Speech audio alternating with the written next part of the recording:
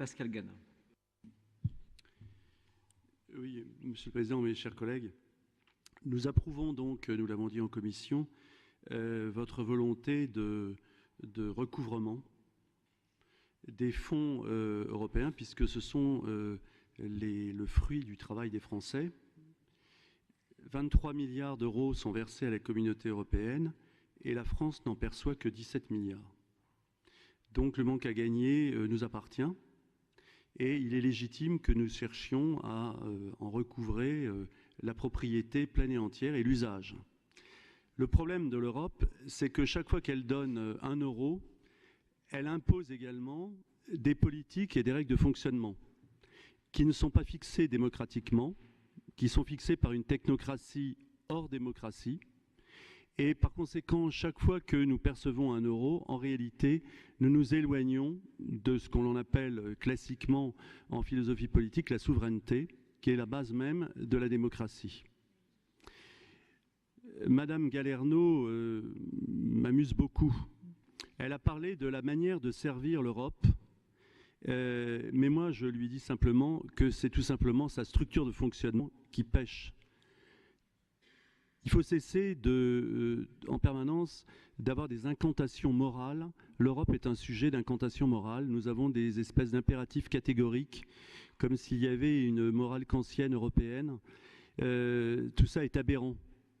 Tout ça est aberrant parce que ce qui caractérise la liberté des peuples, le choix démocratique, c'est précisément l'autonomie.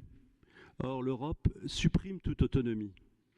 Je vous rappelle que lorsque notre collègue chargé de la vice-présidence de l'agriculture nous parle de la politique agricole commune, cette politique agricole commune, précisément, a financé la surproduction qui, aujourd'hui, tue les agriculteurs. Alors évidemment, on nous dit toujours qu'il faut inoculer plus d'Europe.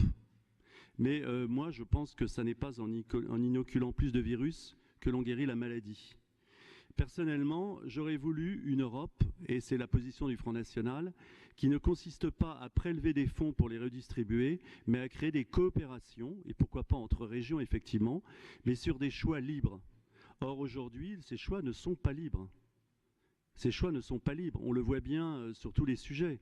C'est-à-dire que, par exemple, l'Europe est en train progressivement de lier tous les secteurs de l'économie dans des réglementations, dans des normes. Et le jour où le TAFTA décidera que ces normes n'existent plus, ayant perdu nos souverainetés nationales, les ayant remises à une Europe qui les bradera, eh bien, nous ici, et je vous dis cela, madame, particulièrement les agriculteurs, on va voir déjà les résultats du traité avec le Canada.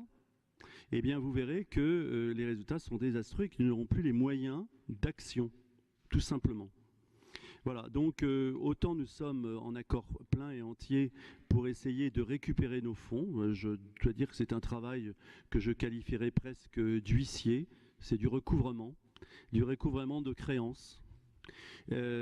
Autant nous approuvons cela, et je pense que la collaboratrice de haute qualité que nous avons recrutée le fera très certainement excellemment, mais cela ne résoudra pas le problème de fond qui est celui du problème politique. Et ce problème politique, c'est quand même le sujet numéro 1 de la politique. Alors j'ai entendu dire qu'il y avait du nationalisme là-dedans. Moi j'ai toujours entendu dire que la démocratie, cela supposait un territoire et une citoyenneté. La République, c'est un territoire et une citoyenneté. Et je ne crois pas qu'il existe un territoire et une citoyenneté européenne. Il peut exister un sentiment d'appartenance commune pour des raisons de culture, pour des raisons d'histoire.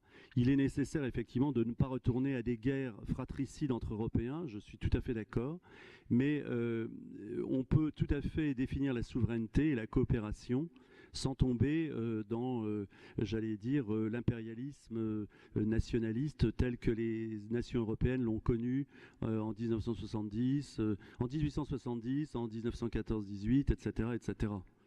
Et je crois qu'il y a quelque chose d'artificiel et surtout une forme de terrorisme intellectuel à expliquer à ceux qui demandent à avoir un droit de regard qu'ils sont finalement des gens néfastes à, comment dirais-je, au principe de la dignité humaine ou au principe de la démocratie libre. Voilà pourquoi, en ce qui nous concerne, nous reprendrons la parole, je crois, qu'avait opposé Margaret Thatcher à François Mitterrand, « I want my money back ».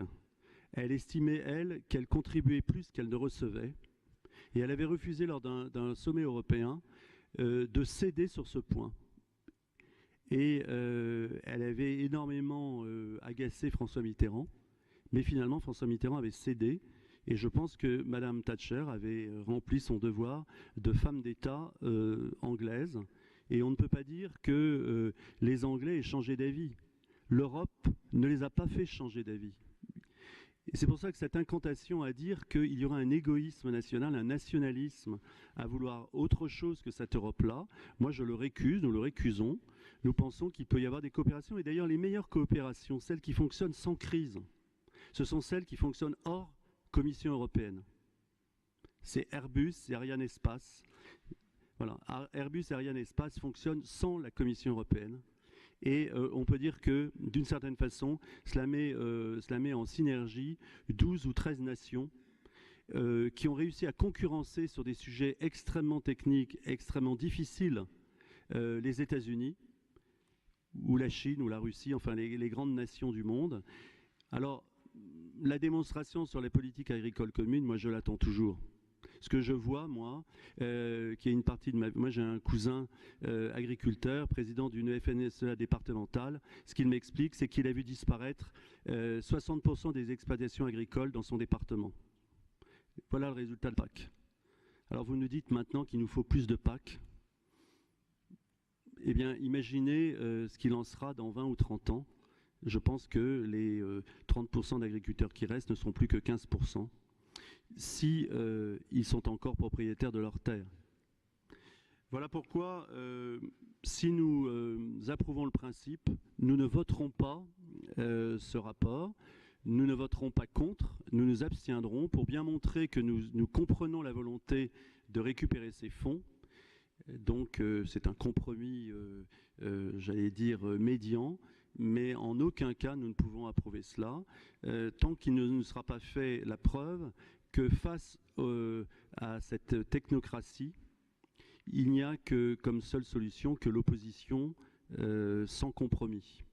Il est absolument extraordinaire qu'après le Brexit, vous osiez nous dire qu'il ne fallait rien changer en Europe, alors que les Italiens s'apprêtent peut-être à quitter l'Europe. Et on a le sentiment, les Grecs l'ayant déjà quitté, on a le sentiment que rien, absolument rien, dans la volonté des peuples, dans la misère des peuples. La mortalité augmente en Grèce. La mortalité infantile augmente en Grèce. Et pourtant, à Bruxelles, on ne voit rien. Voilà pourquoi nous vous disons, nous ne croyons pas à cette Europe. Cette Europe est un échec. Il faut revenir aux sources de l'Europe.